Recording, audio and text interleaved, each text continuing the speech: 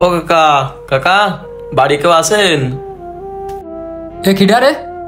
না না, আব্বা বাড়ি নেই। ও ভাই, আপনারা কুরবানি দিয়েছেন না, আমার একটু গোশ দেবেন? গোশ যা ছিল তা জায়গাতে বিলন হয়ে গেছে, এখন গোশ মোশ নেই। তুমি অন্য জায়গায় দেখো। ও ভাই, গেটটা বন্ধ করেন না, আমি যা গোশ করেই পাইছি বুঝলেন, তাতে হবেন না। আমার বাড়ি মুরব্বী মা বাপ রয়েছে, আপনার আর একটু দিলি আমাকে রয়ে যেত ভাই। এ তোরে এমনি কলম বাড়ি গোশ নেই, তুই আবার মুরব্বী মা বাপের গল্প শোনাচ্ছিস? কুরবানির গোশ তো সব জায়গাতে বিলন হয়ে গেছে, তুই ওই জায়গাতে গোশ কুড়ে আইছিস, আবার বাড়ি এসে চাচ্ছিস? তুই ওই সব নাটক বাদ দে, যা বাড়িতে যা। ভাই কুরবানি তো আমাদের মতন গরিব মানুষের জন্যই দেন, এখন আপনার দুয়ারে আছি তা আপনারা খারাপ ব্যবহার করতেছেন কেন? ভাই আপনি যা ভাবতেছেন তা না, আমি এইমাত্র ওই জায়গাতে আসলাম, তা গোশ সব বিলন হয়ে গেছে, আমি পাইনি। আপনি একটু গোশ দেন, আমি চলে যাচ্ছি। আরে তোর কলাম না বাড়ি কোনো গোশ নেই, তুই বেরো, বাড়িতে বেরো, তুই যা রাস্তায় ওঠ, যা।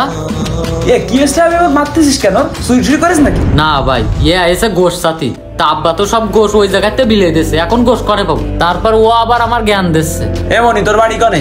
আমি ওই কামার গণ্যতে আইছি, ভাইয়ের বাড়ি একটু গোশ সাথে আইছি, তা ভাই আমার সাথে এরম করতেছে। হাবিবুর, আমি জানি তুই গ্রামের কোনো মুরব্বী টুরব্বীর মানিস নে, তাই বলে তোর বাড়ি একজন গোশ সাথে আছে, তারে তুই ধরে মারবি? তুই তারে গোস্ত দিবি না, তাহলে তুই ভালো করে বুঝাই ক, তুই আরে মারতে গেলি কি করতি? আরে ভাই, ওর কথা শুনে আমার মাথা গরম হয়ে গেছে। তোদের উঠতি বয়সের ছেলেমেয়েদের সমস্যা এটা বুঝতে পারছিস? আপনি তো বিষয়টা বুঝলেনই না। এ আমি কি বুঝবো? তুই যেভাবে মানুষ মেরে দাঁড়াই দিচ্ছিস, এরকম করলে কি তোদের কুরবানি হবে? তুই কুরবানি মাংস লুটাই দিয়েছিস ওই জায়গাতে, ভালো কথা, তাই বলে কি একজন তোর বাড়ি গোস্ত সাথে আসতে পারবে না? তোর বাড়ি কি একটু গোশ ছিল না? যা ছিল তার তো একটু দিয়ে দিতিস। তুই একটা বিষয় বোঝ, তুই কি জানিস ইব্রাহিম আলাইহিস সালামের আমল থেকে এই পর্যন্ত কুরবানি কেন হয়ে আসতেছে?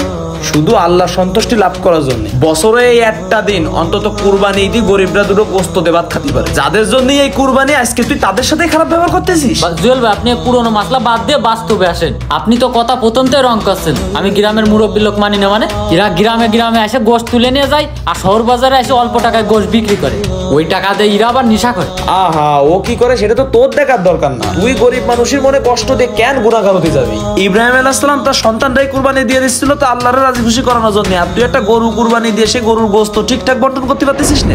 আপনি যে ইসলামিক জ্ঞান দিচ্ছেন, তা আপনি নিজে ইসলাম মানেন? তুই আবার বেশি কথা করছিস। শোনা বেবুর, এবার কিন্তু তুই আমার সাথে গন্ডগোল বাঁধানোর চেষ্টা করতেছিস। সব কথার এক কথা, তুই এই সামলাটা গায়ে হাত তুলে কাজটা একদমই ঠিক করিস না। ভাই আপনার যদি এত পরে, আপনি বাড়ি নিয়ে যায় গোশ দেন গে। হ্যাঁ আমি দিবা না, এই তুই চল আমার সাথে চল। হ্যাঁ নিয়ে যান আপনি। আমার এই ভিডিওটি তারাই বুঝবেন যাদের সাথে এমনটা হয়েছে। আমি আপনাদের কাছে রিকোয়েস্ট করছি, যারা কুরবানি দিচ্ছেন, যারা কুরবানি দিয়ে থাকেন, কুরবানি দেওয়ার সামর্থ্য আল্লাহ সকলকে দিয়ে থাকেন না, তাই প্লিজ আপনার বাসায় কেউ কুরবানির গোশত চাইতে আসলে তাকে খালি হাতে ফিরিয়ে দিবেন না। দেখুন আপনার পাশে কে কুরবানির মাংস পায়নি, তার বাসায় আপনি সুন্দরভাবে কুরবানির মাংসটুকু পৌঁছিয়ে দেন। আর কেউ যাতে এমন কাজটা না করে তার জন্য ভিডিওটি শেয়ার করে সকলের মাঝে ছড়িয়ে দিবেন।